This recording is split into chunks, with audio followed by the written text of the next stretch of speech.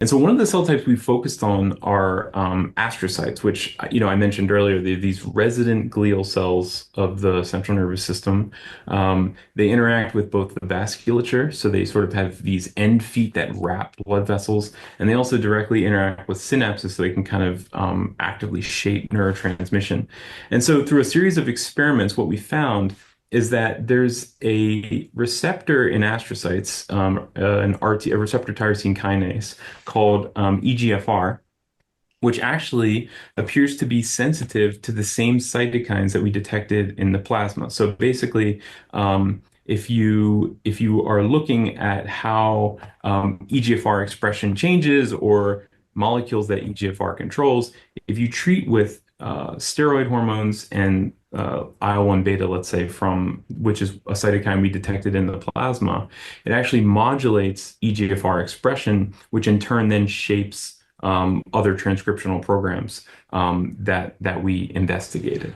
So basically, we view this receptor as kind of, first of all, sensitive to inflammatory cytokines, but then also what we know from many decades of work studying this receptor is that it is kind of a buffer against inflammatory signals. And so Hmm. when it's downregulated, you can actually intracellular signaling that's inflammatory, driven by something like NF-kappa B, can start to take root and then engage the expression of molecules that are not typically highly expressed. I see. So EGFR, it's a protein that can help buffer against inflammation. So it can help prevent cells from getting messed up from inflammation. But if it goes down, that means they're more sensitive to inflammation. Exactly, exactly. And so, what did you see in terms of how the use of psychedelics sort of tied into this? Like, I can maybe anticipate the answer just given what other literature has seen. But why don't Yeah. you tell us what happened and how it ties into this EGFR thing? Yeah, exactly. So what we did really is we examined how, first of all, the immune system modulates this signaling, this astrocyte circuit. Yeah. And so basically we did a series of experiments. I think we did four different experiments, which all kind of said the same thing, which is if you give mice more monocytes, more inflammatory monocytes, so if we transfer them into mice and every day and then stress those mice out, Hmm. we actually see first of all, recruitment of these monocytes to the meninges, and we see elevated inflammatory responses. And we also see downregulation of EGFR signaling in astrocytes within the amygdala. Conversely, if we deplete those monocytes, which we did chronically using a genetic strategy, so the monocytes have just been deleted for the entire duration of stress, or if we acutely ablate them specifically within the meninges using a monoclonal antibody, you can also tune EGFR signaling in the amygdala. So if you get rid of monocytes, you can actually boost EGFR activity. So it seems to be responsive to peripheral inflammation, and it in turn sort of Mhm. is influencing fear behavior.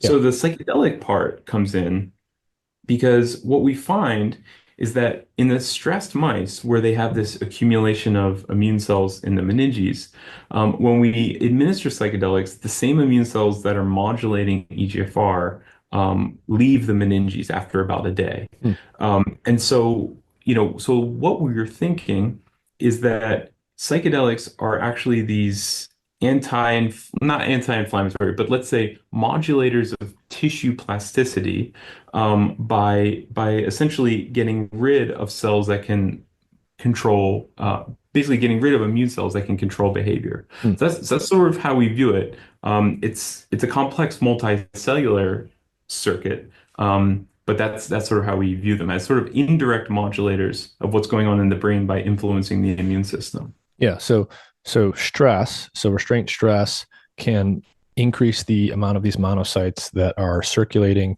You guys can also just add monocytes into the system in different ways. But when these monocytes go up, the normal stimulus for that is stress.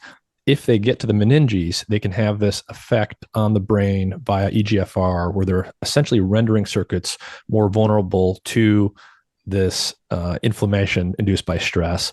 But if you get rid of them in the meninges, if you prevent them from getting there, or you use psychedelics, they basically leave there earlier, and then the brain is not rendered sensitive to inflammation so much.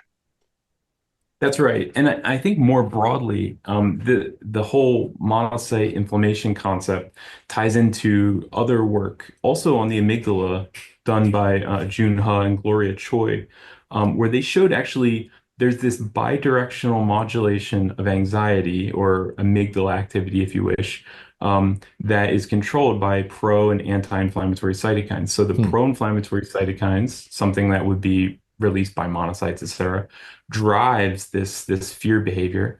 And then if you administer anti-inflammatory cytokines, or if you get rid of anti-inflammatory cytokines, you can then modulate in the opposite way fear behavior. So it's really this push and pull, the kind of way the way we would classically view pro and anti-inflammatory cytokines operating in the immune system as also operating on different types of brain circuits. So I think that's kind of this interesting interplay. What so the immune system can have this kind of this effect on the nervous system. Stress can, it can trigger the immune system to react in some of these ways. So, chronic stress is a thing a lot of people experience. Chronic inflammation is something that a lot of people experience. Is sort of the story or the picture here that's emerging more or less that if you're experiencing chronic stress of some kind, if you're experiencing chronic inflammation of some kind, whether that's coming from an environmental stressor, something in the diet, all of the above, any number of things we could point to, this can actually have effects on nervous system function and things like mood that we might not ordinarily associate with immune system stress.